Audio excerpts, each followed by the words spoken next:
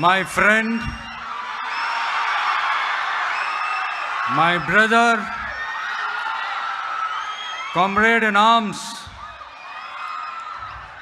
founder, Jan Suraj Party,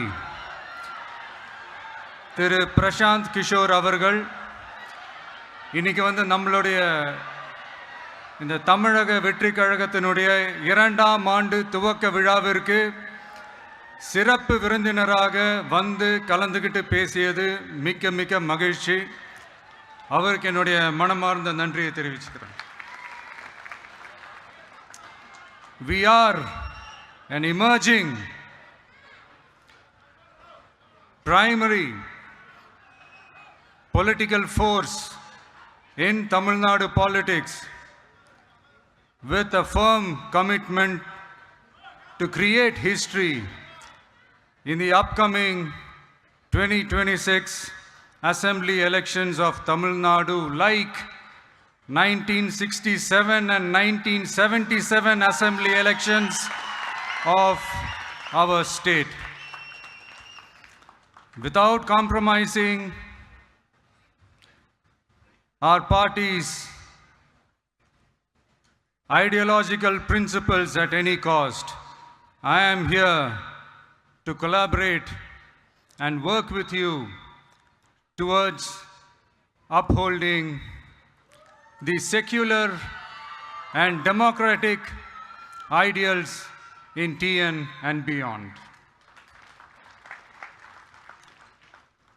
என் நெஞ்சில் குடியிருக்கும்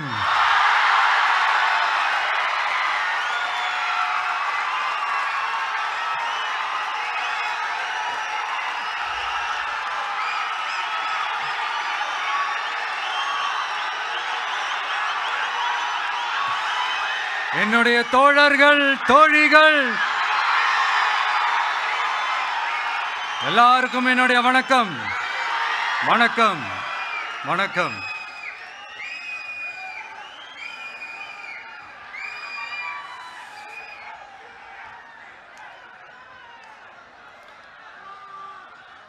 இந்த அரசியல்னாலே வேற லெவல் தான்ல.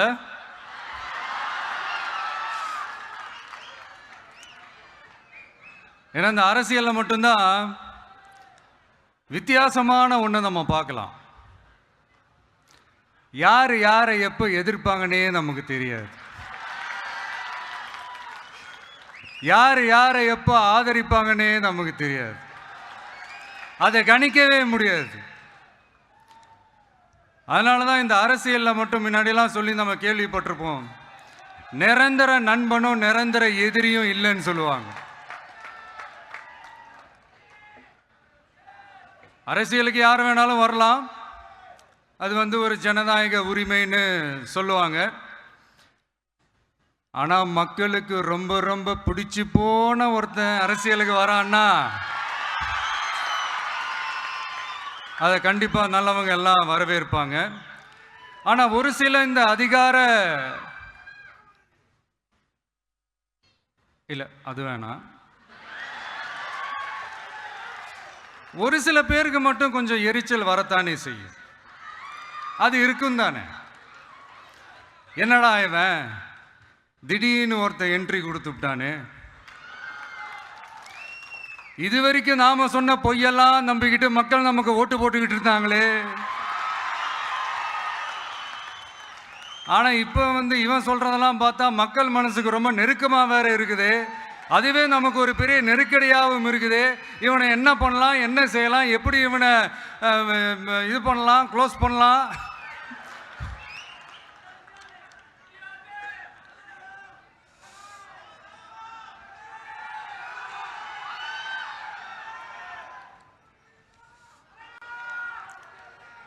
எப்படி இவனை க்ளோஸ் பண்ணலாம், ஒரு கன்ஃபியூஷன் ஒன்று வரும். அந்த கன்ஃபியூஷனில் கத்துறதா கதறதா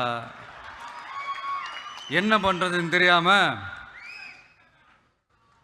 வர்றவன் போகிறவன்லாம் கட்சி ஆரம்பிக்கிறான்னு சொல்லி இப்படி ஏதாவது பேச ஆரம்பிப்பாங்க. இப்போ நம்ம ஆட்சியில் இருக்கிறவங்க நமக்கு எதிராக பேசுகிறாங்க இல்லையா, அந்த மாதிரி. இப்படிப்பட்ட ஒரு அரசியல் காலத்தில் கொஞ்சம் கூட ஒரு பயம் இல்லாமல், ஒரு பதட்டம் இல்லாமல், வர்ற எதிர்ப்புகள் எல்லாத்தையும் சும்மா லெஃப்ட் ஹேண்டில் டீல் பண்ணிக்கிட்டு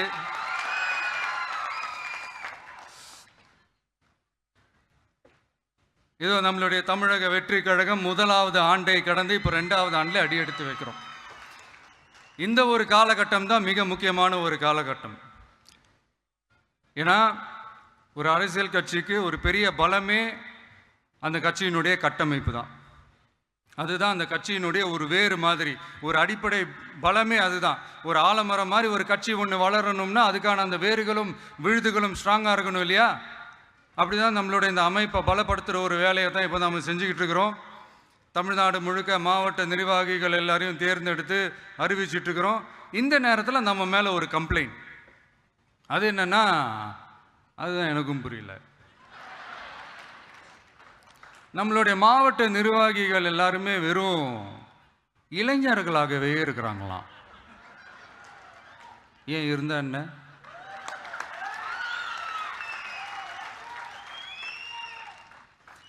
அறிஞர் அண்ணா அவர்கள் கட்சி ஆரம்பிச்சப்போ அவர் பின்னாடி நின்னதும், புரட்சி தலைவர் எம்ஜிஆர் அவர்கள் கட்சி ஆரம்பிச்சப்போ அவர் பின்னாடி நின்னதும் வெறும் இளைஞர்கள் தான். அந்த இளைஞர்களால தான் 1967லையும் 1977லையும் அந்த 2 தேர்தலையுமே ஒரு மிகப்பெரிய ஒரு வெற்றி கிடைச்சது. வரலாறு, அதுதான் வரலாறு. இப்போ அதே மாதிரி நம்ம மேலே இன்னொரு கம்ப்ளைண்ட், அது என்னன்னா, நம்மளுடைய கட்சி நிர்வாகிகள் எல்லாருமே சாதாரண குடும்பத்திலிருந்து வந்தவங்களாம். அதே தான் இங்கேயும் கேட்குறேன், ஏன் வரக்கூடாதா?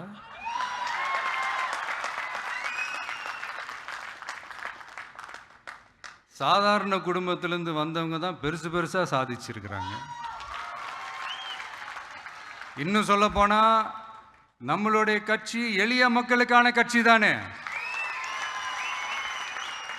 அப்படி இருக்கும்போது நம்மளுடைய கட்சி நிர்வாகிகளும் எளிய குடும்பத்தை சேர்ந்தவங்களா தான் இருப்பாங்க. நம்மளுடைய கட்சி ஒன்றும் பண்ணையாறுகளுக்கான கட்சி கிடையாதுல்ல.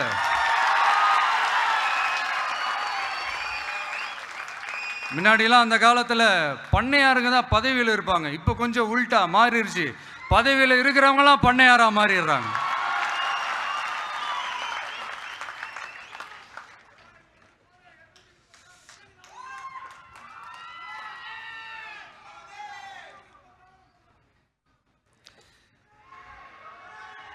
மக்களுடைய நலனை பற்றியோ, நாட்டோட நலனை பற்றியோ, வளர்ச்சிகளை பற்றியோ எதை பற்றியும் கவலைப்படாமல் பணம் பணம் பணம், எந்தெந்த வழிகளில் எந்தெந்த ரூட்லலாம். இப்படிப்பட்ட இந்த மைண்ட் செட் உள்ள இந்த பண்ணையார்களை அரசியலை விட்டே அகற்றுவது தான் நம்மளுடைய முதல் வேலை.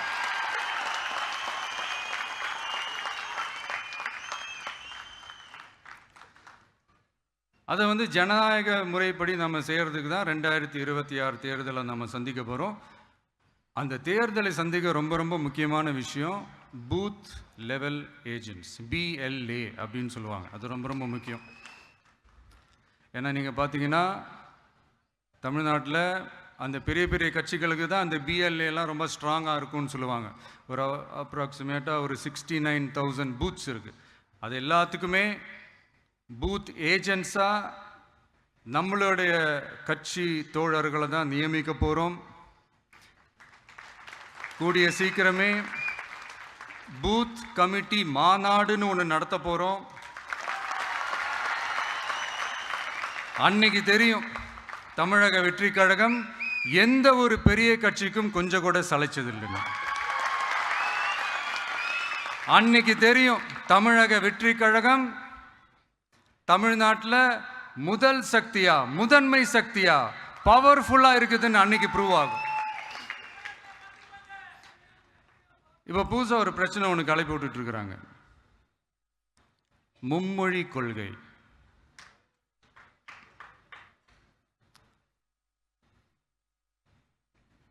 அதாவது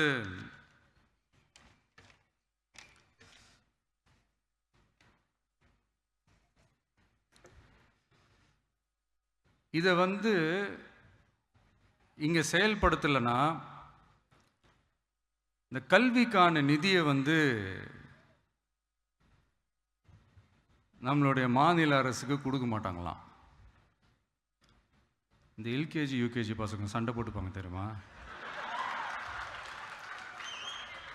அந்த மாதிரி கொடுக்க வேண்டியது அவங்களோட கடமை, இங்கே இவங்க வாங்க வேண்டியது இவங்களுடைய உரிமை. ஆனால் இவங்க 2 பேரும் இங்கே எவ்வளோ சீரியஸாக ஒரு பிரச்சனை ஓடிக்கிட்டு இருக்கு. இவங்க 2 பேரும் அதாங்க நம்ம ஃபாசிசமும் நம்ம பாயாசமும், அதான் நம்ம அரசியல் இனிமையும் கொள்கை இனிமையும். 2 பேரும் என்ன பண்ணுறாங்கன்னா 2 பேரும் பேசி வச்சுக்கிட்டு இந்த செட்டிங்லாம் பண்ணி வச்சுக்கிட்டு மாற்றி மாற்றி சோஷியல் மீடியாவில் ஹேஷ்டாக் போட்டு விளையாட்டுருக்குறாங்க.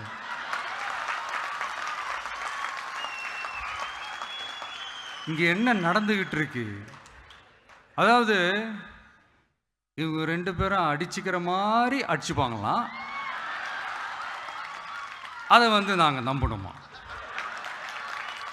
மக்கள் நம்பணுமா? What bro, it's very wrong bro.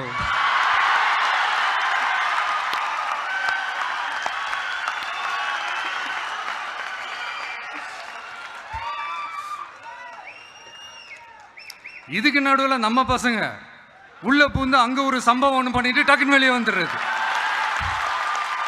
TV K for TN அப்படின்னு சொல்லி. யார் சார் நீங்களா, எங்க சார் இருக்கிறீங்க? ஸ்லீப்பர் செல்ஸ் மாதிரி.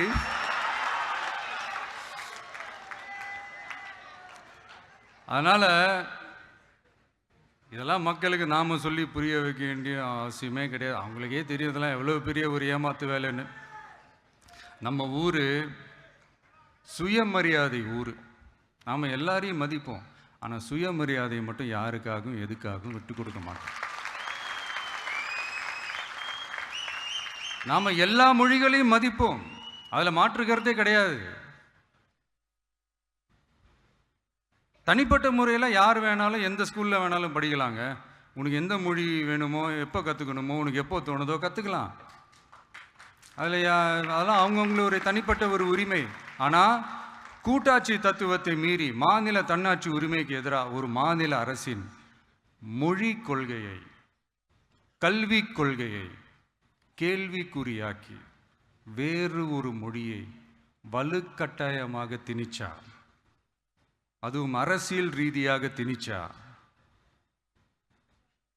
எப்படி ப்ரோ?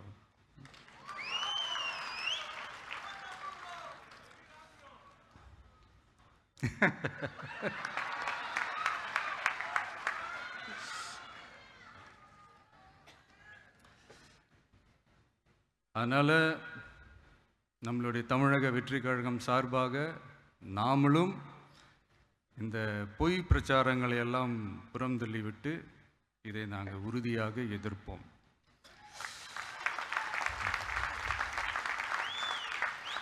கான்ஃபிடென்ட்டாக இருங்க, நல்லதே நடக்கும், வெற்றி நிச்சயம். மீண்டும் சந்திக்கும் வரை நன்றி, வணக்கம்.